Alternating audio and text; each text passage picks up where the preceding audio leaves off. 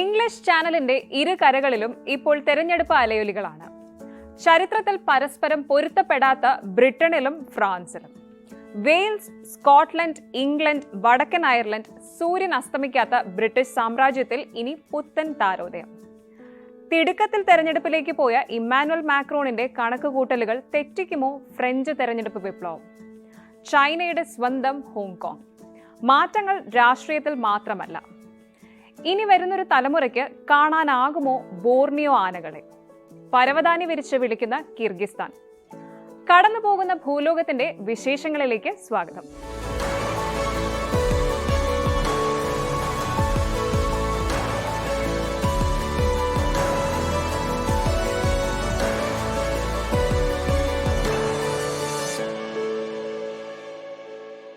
British പ്രധാനമന്ത്രി പദത്തിലെത്തിയ 43-കാരനായ ആദ്യ Indian വംശജൻ. ഒരുപക്ഷെ ഏഷ്യൻ വംശജരിൽ നിന്ന് തന്നെ അത്തരമൊരു പദവിയിൽ ആരും മുൻപ് എത്തിയിട്ടില്ലെന്ന് പറയാം. ബ്രിട്ടീഷ് ചരിത്രത്തിൽ 200 വർഷത്തിനിടയിലെ ഏറ്റവും പ്രായം കുറഞ്ഞ UK പ്രധാനമന്ത്രി ഋഷി സുനക് ഒടുവിൽ പടിയിറങ്ങുകയാണ്. അരനൂറ്റാണ്ടിന്റെ ചരിത്രത്തിൽ പ്രായം കൂടിയ ബ്രിട്ടീഷ് പ്രധാനമന്ത്രിയായി കെയർ സ്റ്റാർമർ. UK-യിൽ ജൂലൈ ആദ്യവാരം നടന്ന തെരഞ്ഞെടുപ്പ് വളരെ നിർണായകമാണ്. 95-ലധികം രാഷ്ട്രീയ പാർട്ടികളെ പ്രതിനിധീകരിച്ച് 4500-ലധികം സ്ഥാനാർത്ഥികൾ പാർലമെന്റിലേക്ക് മത്സരിച്ചു. 14 വർഷമായി കൺസർവേറ്റീവ് പാർട്ടിയാണ് UK-യിൽ അധികാരത്തിലുള്ളത്. അപ്പോൾ ആ ചാപ്റ്റർ ക്ലോസ്ഡ്. ബ്രിട്ടനിൽ 14 വർഷം നീണ്ട ടോറി ഭരണത്തിന് തിരശീല വീണു കഴിഞ്ഞു. പ്രതീക്ഷിച്ചതുപോലെ തന്നെ ലേബർ പാർട്ടിക്ക് മിന്നും ജയം. ഹൗസ് ഓഫ് കോമൺസിലെ 650 സീറ്റിൽ 400-ലധികവും നേടിയ ആധികാരിക ജയം. 97-ൽ ടോണി ബ്ലെയർ രുചിച്ച വിജയത്തോട് ഉപമിക്കാൻ കഴിയുന്ന അതേ തേരോട്ടം. 4.5 കോടിയിലധികം വോട്ടർമാരാണ് തെരഞ്ഞെടുപ്പിന്റെ ഭാഗമായത്. 95-ലധികം രാഷ്ട്രീയ പാർട്ടികളെ പ്രതിനിധീകരിച്ച് 4500-ലധികം സ്ഥാനാർത്ഥികളാണ് പാർലമെന്റിലേക്ക് മത്സരിച്ചിരുന്നത്. ഇത്തവണ വളരെ ശക്തമായ ഒരു ഭരണവിരുദ്ധ വികാരം നിലനിൽക്കുന്നതിനിടയിലായിരുന്നു തിരഞ്ഞെടുപ്പ്. ലേബർ പാർട്ടി ഭൂരിപക്ഷം നേടിയേക്കാമെന്ന സർവേ ഫലങ്ങൾ പ്രവചിച്ചിരുന്നു. ലേബർ പാർട്ടിക്ക് 420-ലധികം സീറ്റുകൾ ലഭിക്കുമെന്ന സർവേ ഫലങ്ങൾ നേരത്തെ പുറത്തു വന്നിരുന്നതുമാണ്. നൈജർ ഫറാജിന്റെ Reform UK, Liberal Democrats, Green Party എന്നിവരും പല മണ്ഡലങ്ങളിൽ ഇരു പാർട്ടികൾക്കും വെല്ലുവിളി ഉയർത്തിയിരുന്നു. ഡിസംബർ വരെ കാലാവധി ബാക്കി നിൽക്കെയാണ് ഋഷി സുനക് നേരത്തെ തെരഞ്ഞെടുപ്പ് പ്രഖ്യാപിച്ചത്. പണപ്പെരുപ്പം, സമ്പദ്ഘടന, അനധികൃത കുടിയേറ്റം, ആരോഗ്യ മേഖലയിലെ പോരായ്മകൾ, റുവാണ്ട നിയമം, ഇതൊക്കെയാണ് തെരഞ്ഞെടുപ്പിൽ ചൂടേറിയ ചർച്ചയായത്. പണപ്പെരുപ്പം നിയന്ത്രിക്കാനും സമ്പദ്വ്യവസ്ഥ മെച്ചപ്പെടുത്താനും കഴിഞ്ഞെന്ന ആത്മവിശ്വാസത്തോടെയാണ് സുനക് നേരത്തെ തെരഞ്ഞെടുപ്പിലേക്ക് നീങ്ങിയത്. പക്ഷെ കണക്കുകൂട്ടലുകൾ പാടെ തെറ്റി. ആരാണ് കെയർ സ്റ്റാർമർ?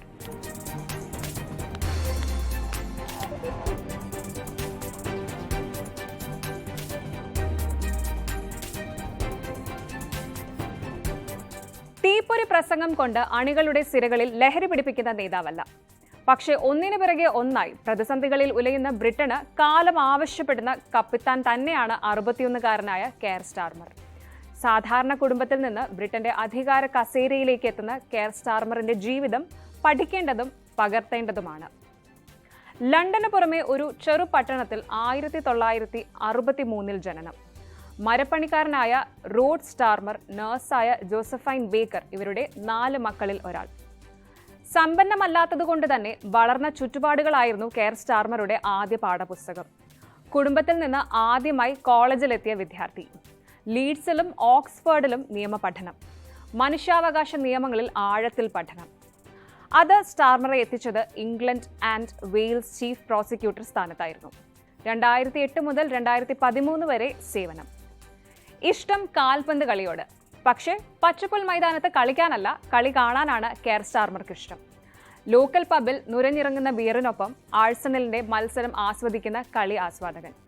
സ്റ്റാർമർ തന്റെ 50കളിലാണ് രാഷ്ട്രീയത്തിൽ ആദ്യ ചുവട് വയ്ക്കുന്നത്. പാർലമെന്റിലേക്ക് തിരഞ്ഞെടുക്കപ്പെടുന്നത് 2015-ലാണ്.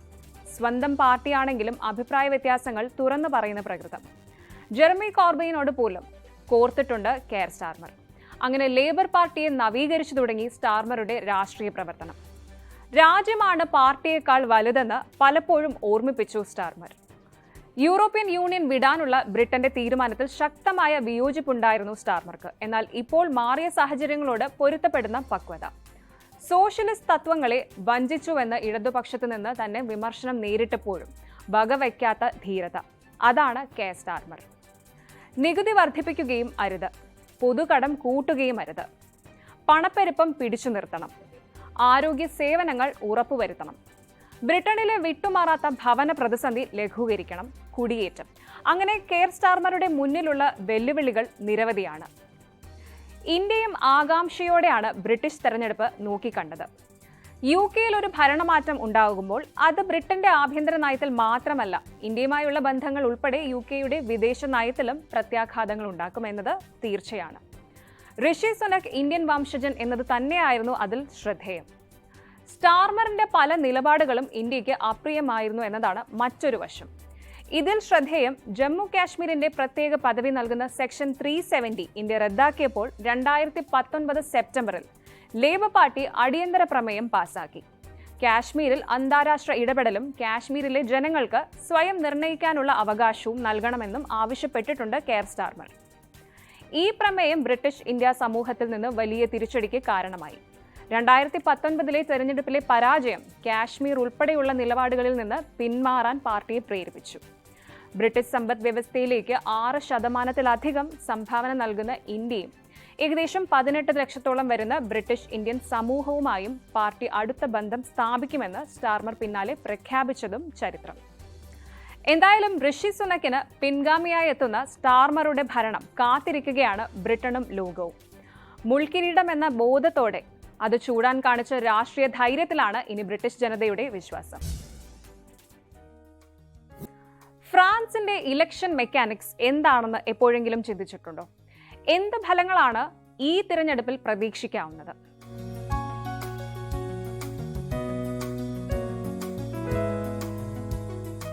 ഫ്രാൻസിന്റെയും യൂറോപ്പിന്റെയും സമീപകാല ചരിത്രത്തിലെ ഏറ്റവും നിർണായകമായ നിമിഷങ്ങളിലൊന്നാണ് ജൂൺ 30 നടന്ന ഫ്രാൻസിന്റെ പെട്ടെന്നുള്ള തിരഞ്ഞെടുപ്പ്. തീവ്ര വലതുപക്ഷ കക്ഷിയായ നാഷണൽ റാലി അഥവാ RN പാർലമെന്ററി ഭൂരിപക്ഷത്തിലേക്കും സർക്കാർ നേതൃത്വത്തിലേക്കും ഉയരാൻ വരെ കെൽപ്പുണ്ടായിരുന്ന ഒരു തിരഞ്ഞെടുപ്പായിരുന്നു അത്. അങ്ങനെയെങ്കിൽ മെറൈൻ ലെ പെന്നിന്റെ പാർട്ടിയുടെ നേതൃത്വത്തിൽ ആഭ്യന്തര നയങ്ങളും അന്തർദേശീയ ബന്ധങ്ങളുമൊക്കെ ഗണ്യമായി പുനർനിർമ്മിക്കാൻ കഴിയുന്ന സാഹചര്യമാണ് ഫ്രാൻസിന് മുന്നിലുള്ളത്. ഇങ്ങനെയാണെങ്കിൽ 28-കാരനായ നാഷണൽ റാലി പ്രസിഡന്റ് ജോർദാൻ ബാർഡെല്ല ഫ്രാൻസിനെ നയിക്കും. അങ്ങനെ ഒരു സൂചന ജൂൺ 30 നടന്ന ആദ്യഘട്ട തെരഞ്ഞെടുപ്പിലും വ്യക്തമാണ്. തിരഞ്ഞെടുപ്പിന്റെ അഭിപ്രായ സർവേ ഫലങ്ങൾ പ്രകാരം നാഷണൽ റാലി പാർട്ടി 35 മുതൽ 37% വരെ വോട്ട് നേടി ഒന്നാമതെത്തുമെന്നാണ് പ്രവചനം. അതേസമയം മാക്രോണിന്റെ റിനൈസൻസ് പാർട്ടിക്ക് 3-ാം സ്ഥാനവും 28.5%വുമായി ഇടതു സഖ്യമായ ന്യൂ പോപ്പുലർ ഫ്രണ്ട് രണ്ടാമതെത്തുമെന്നാണ് പ്രവചനം. 2024 മെയ്യിൽ നടന്ന യൂറോപ്യൻ പാർലമെന്റ് തെരഞ്ഞെടുപ്പിൽ മെറീൻ ലെ പെന്നിന്റെ തീവ്ര വലതുപക്ഷ കക്ഷിയായ നാഷണൽ റാലി വൻ വിജയം നേടിയതിന് പിന്നാലെ മാക്രോൺ പാർലമെന്റ് പിരിച്ചുവിട്ട് ഇടക്കാല തിരഞ്ഞെടുപ്പ് പ്രഖ്യാപിക്കുകയായിരുന്നു. ജൂലൈ 7-നാണ് 2-ാം റൗണ്ട് തിരഞ്ഞെടുപ്പ് നടക്കാൻ പോകുന്നത്. ഈ തെരഞ്ഞെടുപ്പുകളുടെ ഫലം ഫ്രാൻസിന് മാത്രമല്ല, യൂറോപ്പിൽ ഫ്രാൻസിനുള്ള പങ്കിനും പ്രത്യാഘാതങ്ങൾ സൃഷ്ടിക്കും. 2-ാം ലോക മഹായുദ്ധത്തിലെ നാസി അധിനിവേശം ശേഷമുള്ള ഫ്രാൻസിന്റെ ആദ്യത്തെ തീവ്ര വലതുപക്ഷ ഗവൺമെന്റിന്റെ രൂപീകരണത്തിന് സാധ്യതയുള്ള ഈ തെരഞ്ഞെടുപ്പ് മാക്രോണിന് നെഞ്ചെടുപ്പ് കൂട്ടുന്നതായി തന്നെ ഇപ്പോൾ പറയാം. ഇതെങ്ങനെ സംഭവിച്ചു എന്ന് നോക്കാം. സംഭവം വളരെ സിമ്പിളാണ്. യൂറോപ്യൻ പാർലമെന്റ് തെരഞ്ഞെടുപ്പിൽ റിനൈസൻസ് പാർട്ടിക്കേറ്റ കനത്ത തോൽവിയുടെ ചുവട് പിടിച്ചാണ് മാക്രോൺ തിരക്കിട്ട് തിരഞ്ഞെടുപ്പിന് ആഹ്വാനം ചെയ്തത്. സമീപകാല ഫ്രഞ്ച് രാഷ്ട്രീയ ചരിത്രത്തിലെ തന്നെ സർപ്രൈസിംഗ് ആയ ഒരു നീക്കം. നിയന്ത്രണം വീണ്ടെടുക്കാനോ അല്ലെങ്കിൽ വിട്ടുകൊടുക്കാതിരിക്കാനോ ഉള്ള മാക്രോണിന്റെ ആഗ്രഹം ഈ നീക്കം പ്രതിഫലിപ്പിക്കുന്നു എന്ന് തന്നെ പറയാം. അതേസമയം ഇതേ നീക്കം മാക്രോണിന്റെയും പാർട്ടിയുടെയും കഴിവില്ലായ്മ ആണെന്നും കരകമ്പിയുണ്ട്. മറ്റൊരു വശം കൂടിയുണ്ട്. RN കേവല ഭൂരിപക്ഷം നേടിയേക്കില്ലെങ്കിലും പാർട്ടിയുടെ പാർലമെന്ററി പ്രാതിനിധ്യം ഗണ്യമായി വർദ്ധിപ്പിക്കാനും നിലവിലെ സീറ്റുകളുടെ എണ്ണം 3 ഇരട്ടിയാക്കാനും സാധ്യതയുണ്ടെന്ന് വിശകലന വിദഗ്ധർ പ്രവചിക്കുന്നു. അങ്ങനെയാണെങ്കിൽ ഈ സാഹചര്യം പ്രതിപക്ഷ കക്ഷികളുമായി നിയമനിർമ്മാണ ചർച്ചകളും വിട്ടുവീഴ്ചകളുമൊക്കെ ചെയ്യുന്ന ഒരു അപകടകരമായ അവസ്ഥയിലേക്ക് മാക്രോണിനെ തള്ളിവിടും. തുടർന്ന് ഒരു ഗവൺമെന്റിന്റെ തന്നെ രാഷ്ട്രീയ അസ്ഥിരതയിലേക്കും നയിച്ചേക്കാം. വംശീയതയുടെയും ജൂതവിരോധത്തിന്റെയും പേരിൽ കുപ്രസിദ്ധമായ നാഷണൽ റാലി പാർട്ടി നിലവിലുള്ള 88 സീറ്റുകൾ വിട്ടുകൊടുക്കാതെ സ്വാധീനം വർദ്ധിപ്പിക്കാനുള്ള തീവ്ര ശ്രമങ്ങൾ നടത്തിപ്പോരുകയാണ്.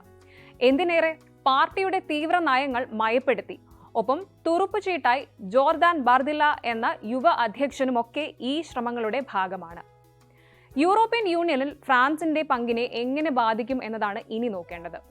ആഭ്യന്തര പ്രത്യാഘാതങ്ങൾക്കപ്പുറം യൂറോപ്യൻ യൂണിയനിലും മറ്റ് ആഗോള സഖ്യങ്ങളിലും ഫ്രാൻസിന്റെ പങ്കിനെ ഈ തിരഞ്ഞെടുപ്പ് ബാധിക്കും.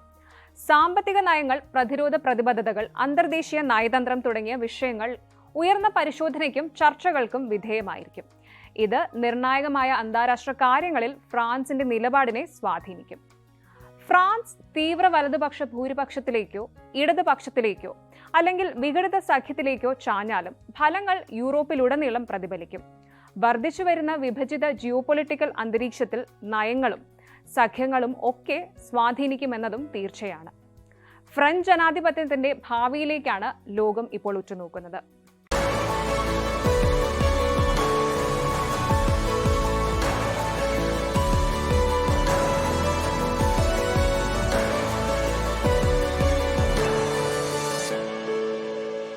ചോദ്യം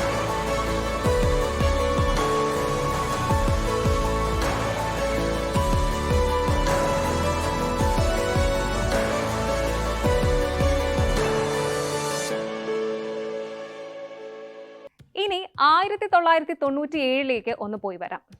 156 വർഷത്തെ ബ്രിട്ടീഷ് ഭരണം അവസാനിപ്പിച്ച് ഹോങ്കോങ് ചൈനയ്ക്ക് കൈമാറിയത് 1997 ഒരു രാജ്യം രണ്ട് സംവിധാനങ്ങൾ എന്ന തത്വത്തിൽ ഹോങ്കോങ്ങിനെ ഭരിക്കാൻ ബെയ്ജിംഗ് സമ്മതിച്ചു.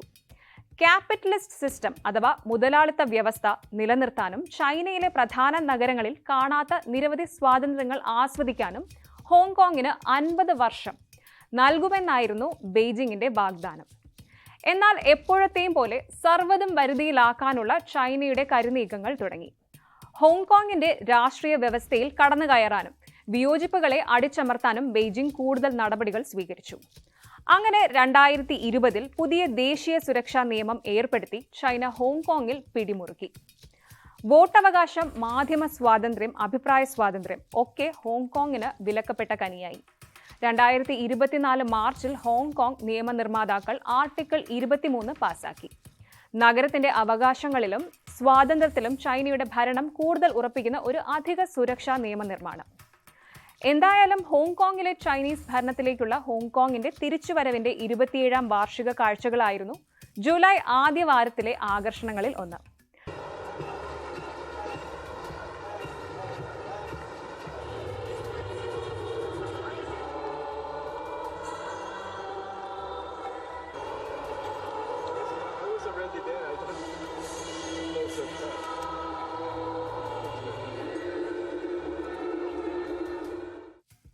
ചൈനയിൽ നിന്നുള്ള 2 പുതിയ പാണ്ഡകളെ ഹോങ്കോങ് ഉടൻ സ്വാഗതം ചെയ്യുമെന്ന് ചീഫ് എക്സിക്യൂട്ടീവ് ജോൺ ലീ വാർഷിക ആഘോഷ ചടങ്ങിൽ പ്രഖ്യാപിച്ചു. പതിറ്റാണ്ടുകളായി ചൈന ലോകമെമ്പാടുമുള്ള ബന്ധങ്ങളുടെ അടയാളമായി പാണ്ഡകളെ ഉപയോഗിച്ചു. ഹോങ്കോങ്ങിൽ ഇപ്പോഴും പ്രായമായ കുട്ടികളില്ലാത്ത 2 പാണ്ഡകളുണ്ട്. ഇനി ലോകത്ത് അടുത്തിടെ നടന്ന ചില സുപ്രധാന സംഭവങ്ങൾ പരിശോധിക്കാം. തെക്കൻ ലെബനനിലെ ഹിസ്ബുള്ളയുടെ 3 പ്രാദേശിക ഡിവിഷനുകളിൽ ഒന്നിന്റെ തലവനായ മുഹമ്മദ് നാമെ നാസറിനെ ഇസ്രായേൽ വധിച്ചതിന് പിന്നാലെ ഇസ്രായേലിലെ നിരവധി സൈനിക താവളങ്ങളിൽ 200-ലധികം റോക്കറ്റുകൾ തൊടുത്തുവിട്ട ഹിസ്ബുള്ള. ഇറാൻ പിന്തുണയുള്ള തീവ്രവാദ ഗ്രൂപ്പിന്റെ ഈ ആക്രമണം ലെബനൻ ഇസ്രായേൽ അതിർത്തിയിൽ മാസങ്ങൾ നീണ്ട സംഘർഷത്തിലെ ഏറ്റവും വലിയ ഒന്നായിരുന്നു. ഹിസ്ബുള്ളയുടെ ആക്രമണത്തിന് ശേഷം തെക്കൻ ലെബനനിലെ വിവിധ നഗരങ്ങളിൽ ഇസ്രായേൽ പ്രത്യാക്രമണം നടത്തി. തെക്കൻ അതിർത്തി പട്ടണങ്ങളായ റംയേഹിലും ഹൗലയിലും ഹിസ്ബുള്ളയുടെ സൈനിക ലക്ഷ്യങ്ങൾ ആക്രമിച്ചതായി ഇസ്രായേൽ സൈന്യം പറഞ്ഞു. കെ-പോപ്പ് സംഗീതവും സിനിമയും കണ്ടതിന്റെ പേരിൽ 22കാരനെ ഉത്തര കൊറിയ പരസ്യമായി വധിച്ചെന്ന് റിപ്പോർട്ട്. 2022 നടന്ന സംഭവമാണ് ഇപ്പോൾ പുറത്തു വന്നത്. ദക്ഷിണ കൊറിയയിലെ യൂണിഫിക്കേഷൻ മന്ത്രാലയമാണ് ഉത്തര കൊറിയൻ മനുഷ്യാവകാശത്തെക്കുറിച്ചുള്ള റിപ്പോർട്ട് പുറത്തുവിട്ടത്. ഉത്തര കൊറിയൻ പ്രവിശ്യയായ ഹ്വോങ്ഹെ സ്വദേശിയായ യുവാവാണ് വധിക്കപ്പെട്ടത്. 70 കെ-പോപ്പ് പാട്ടുകൾ കേൾക്കുകയും 3 സിനിമകൾ കാണുകയും അവ പ്രചരിപ്പിക്കുകയും ചെയ്തെന്നാരോപിച്ചാണ് യുവാവിനെ വധശിക്ഷയ്ക്ക് ഇരയാക്കിയത് എന്നാണ് റിപ്പോർട്ടുകൾ സൂചിപ്പിക്കുന്നത്. പടിഞ്ഞാറൻ സംസ്കാരത്തിന്റെ സ്വാധീനത്തിൽ നിന്ന് പൗരന്മാരെ സംരക്ഷിക്കുകയെന്ന ലക്ഷ്യത്തോടെയാണ് ഉത്തര കൊറിയ K-pop സംഗീതത്തിന് വിലക്ക് ഏർപ്പെടുത്തിയിരിക്കുന്നത്. 2020-ൽ ഈ നയം ഉത്തര കൊറിയൻ ഭരണാധികാരിയായ കിം ജോങ് ഉൻ പ്രാബല്യത്തിൽ വരുത്തുകയും ചെയ്തിട്ടുണ്ട്. ആദ്യ സംവാദത്തിൽ പിഴച്ചുപോയെങ്കിലും പിന്നോട്ടു പോകാൻ ഉദ്ദേശമില്ല എന്ന് ബൈഡൻ. US റേഡിയോ അഭിമുഖത്തിലായിരുന്നു ഡെമോക്രാറ്റിക് പാർട്ടി സ്ഥാനാർത്ഥിയായ ബൈഡന്റെ ഈ പ്രസ്താവന. സ്ഥാനാർത്ഥിയെ മാറ്റാൻ ഡെമോക്രാറ്റിക് പാർട്ടി ആലോചിക്കുന്നുവെന്ന റിപ്പോർട്ടുകളോട് പ്രതികരിക്കുകയായിരുന്നു അദ്ദേഹം. ഒപ്പം എതിരാളിയായ മുൻ പ്രസിഡന്റ് ഡൊണാൾഡ് ട്രംപിനെ പരാജയപ്പെടുത്താൻ തന്നെ പിന്തുണയ്ക്കണമെന്നും അണികളോട് ആവശ്യപ്പെട്ടു. ഗാസയിലുള്ള ബന്ദികളെ മോചിപ്പിക്കുന്നതിനായി ഹമാസുമായി ചർച്ച പുനരാരംഭിക്കാൻ ഇസ്രായേൽ. ചർച്ചയ്ക്കായി പ്രതിനിധി സംഘത്തെ അയക്കുമെന്നും ഇസ്രായേൽ തലവൻ ബെന്യാമിൻ നെതന്യാഹു അറിയിച്ചു. US പ്രസിഡന്റ് ജോ ബൈഡനുമായി നടത്തിയ ചർച്ചകൾക്ക് ശേഷമാണ് നെതന്യാഹു തീരുമാനം വ്യക്തമാക്കിയത്. വെടിനിർത്തിയാൽ ശേഷിക്കുന്ന 120 ബന്ദികളെയും മോചിപ്പിക്കാമെന്ന് ഹമാസ് അറിയിച്ചതിനു പിന്നാലെയായിരുന്നു ചർച്ചകൾ. US, ഖത്തർ, ഈജിപ്ത് എന്നീ രാജ്യങ്ങളുടെ മധ്യസ്ഥതയിലാണ് സമാധാന ചർച്ചകൾ പുനരാരംഭിക്കുന്നത്. പ്രസിഡന്റ് റെയ്സിയുടെ അപ്രതീക്ഷിതമായ ഹെലികോപ്റ്റർ അപകടമരണത്തെ തുടർന്ന് ജൂൺ അവസാനം ഇറാൻ പുതിയ പ്രസിഡന്റിനെ തിരഞ്ഞെടുക്കുന്നതിനുള്ള ആദ്യ റൗണ്ട് വോട്ടെടുപ്പ് നടത്തി. പരിഷ്കരണവാദിയായ മസൂദ് പെസഷ്കിയാനും കടുത്ത യാഥാസ്ഥിതികനായ സയീദ് ജലീലിയും തമ്മിലാണ് അവസാന റൗണ്ടിൽ പോരാട്ടം നടക്കുന്നത്. ഇബ്രാഹിം റെയ്സിയും വിദേശകാര്യ മന്ത്രി ഹുസൈൻ അമീർ അബ്ദുല്ലാഹിയാനും ഉൾപ്പെടെ 7 പേരാണ് മെയ് 19-ന് ഹെലികോപ്റ്റർ അപകടത്തിൽ കൊല്ലപ്പെട്ടത്. വധശിക്ഷയ്ക്ക് വിധിക്കപ്പെട്ട റിയാദ് ജയിലിൽ കഴിയുന്ന കോഴിക്കോട് ഫറൂഖ് സ്വദേശി അബ്ദുൾ റഹീമിന്റെ വധശിക്ഷ റദ്ദു ചെയ്തു. റിയാദ് ക്രിമിനൽ കോടതിയാണ് ഇത് സംബന്ധിച്ച ഉത്തരവ് പുറപ്പെടുവിച്ചത്. ദയാധനം സ്വീകരിച്ച് മാപ്പ് നൽകാമെന്ന് കുടുംബം ഔദ്യോഗികമായി അറിയിച്ചതോടെയാണ് ഉത്തരവ്. റഹീമിന്റെ മോചനം ഉടൻ സാധ്യമാകും എന്നാണ് സൂചന. അബ്ദുൾ റഹീമിന്റെ സ്പോൺസറുടെ ചലനശേഷി നഷ്ടപ്പെട്ട മകനെ കൊലപ്പെടുത്തിയ കേസിൽ 18 വർഷമായി അബ്ദുൾ റഹീം ജയിലിൽ കഴിയുകയായിരുന്നു. റഹീമിന്റെ മോചനത്തിനായി സമാഹരിച്ച 47 കോടിയിലേറെ ഇന്ത്യൻ രൂപയിൽ നിന്നാണ് ദയാധനമായ 1.5 കോടി സൗദി റിയാൽ നാട്ടിലെ ട്രസ്റ്റ് വിദേശകാര്യ മന്ത്രാലയത്തിന് നൽകിയത്.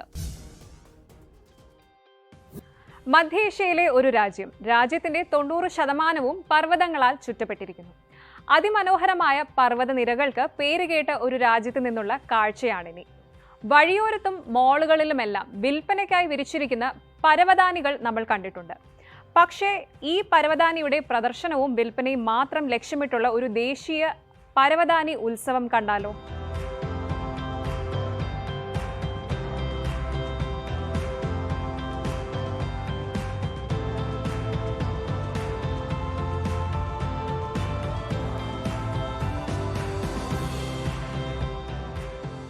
ഇതങ്ങ് കിർഗിസ്ഥാനിലാണ്. പച്ചപ്പുൽ മൈതാനം നിറയെ വർണ്ണ പരവതാനികൾ. സ്വപ്നങ്ങൾ നെയ്തെടുക്കുന്നത് പോലെ തന്നെ സുന്ദരമാണ് കൈവിരൽ മീട്ടി നെയ്തെടുക്കുന്ന പരവതാനികളും. ചെമ്മരിയാടുകളുടെ തോൽ കഴുകി ഉണക്കി ചായം തേച്ചെടുക്കുന്നത് മുതൽ കഠിനാധ്വാനമാണ്.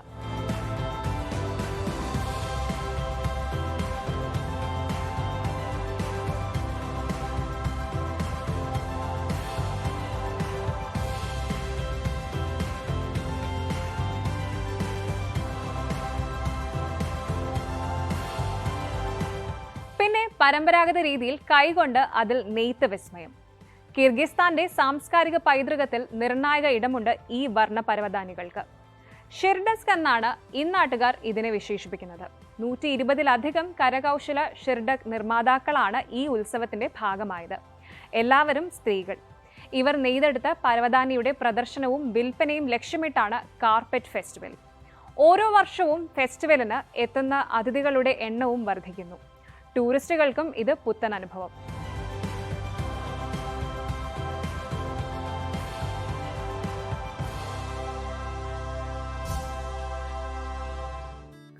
ലോകത്ത് ആനകളുടെ എണ്ണം അതിവേഗം കുറഞ്ഞു വരികയാണ്. നെറ്റിച്ചൊളിക്കേണ്ട, കാട്ടാനകൾ പോലും നാട്ടിൽ വിലസുന്ന നമ്മുടെ നാട്ടിലെ കാര്യമല്ല. ഇതങ്ങ് ബോർണിയോയിലാണ്. ലോകത്തിലെ 3ാമത്തെ വലിയ ദ്വീപാണ് ബോർണിയോ. വടക്ക് മലേഷ്യയും ബ്രൂണയും തെക്ക് ഇന്തോനേഷ്യയും അതിര് പങ്കിടുന്ന സസ്യജാലങ്ങളാൽ സമ്പന്നമായ ദ്വീപ്. അവിടെ മാത്രമുള്ള ആനകളാണ് ബോർണിയോ ആനകൾ. സാധാരണ ആനകളെക്കാൾ ചെറുതാണിവ. ഏഷ്യൻ ആനകളിൽ നിന്ന് ജനിതകപരമായും വ്യത്യാസമുണ്ട്.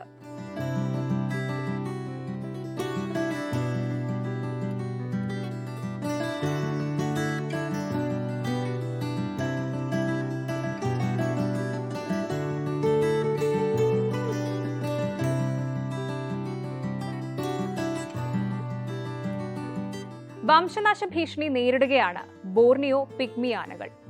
ബോർണിയോ ദ്വീപിലെ വനങ്ങളിൽ ഇനി അവശേഷിക്കുന്നത് 1000 ആനകൾ മാത്രമെന്നാണ് ജൂൺ 27-ന് പുറത്തുവന്ന ഏറ്റവും പുതിയ കണക്ക്. വംശനാശ ഭീഷണി നേരിടുന്ന മൃഗങ്ങളുടെ റെഡ് ലിസ്റ്റിലാണ് ഇപ്പോൾ ഇവ. കൊമ്പിനായി കാട്ടുകള്ളന്മാരുടെ വേട്ടയാടൽ, മരം വെട്ടലും വാണിജ്യ ലക്ഷ്യങ്ങളോടെയുള്ള എണ്ണപ്പന തോട്ടങ്ങൾ, സ്വാഭാവിക ആവാസ വ്യവസ്ഥയുടെ നഷ്ടവും എന്നിവയാണ് പ്രധാന വെല്ലുവിളികൾ. കഴിഞ്ഞ 4 പതിറ്റാണ്ടിനിടെ വന ആവാസ വ്യവസ്ഥയുടെ 60% നഷ്ടമായെന്നാണ് പഠനങ്ങൾ വ്യക്തമാക്കുന്നത്.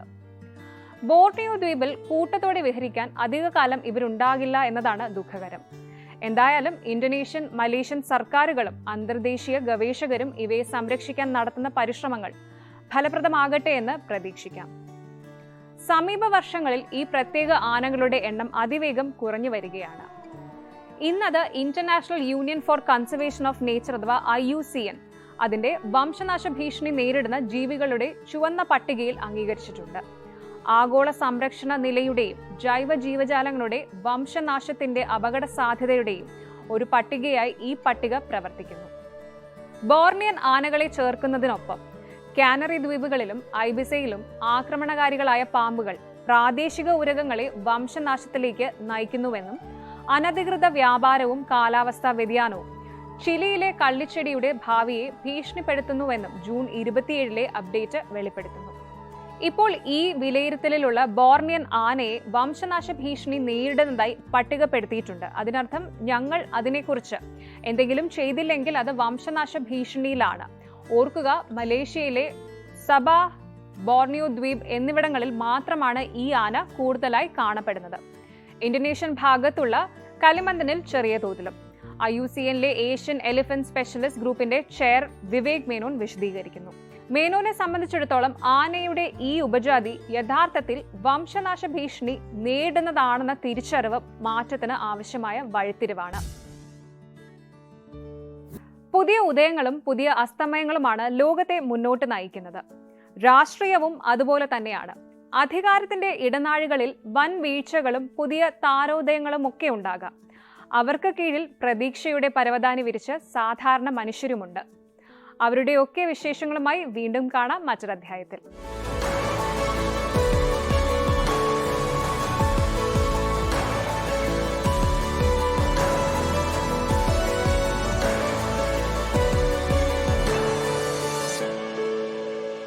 കോൺഗ്രസിലെ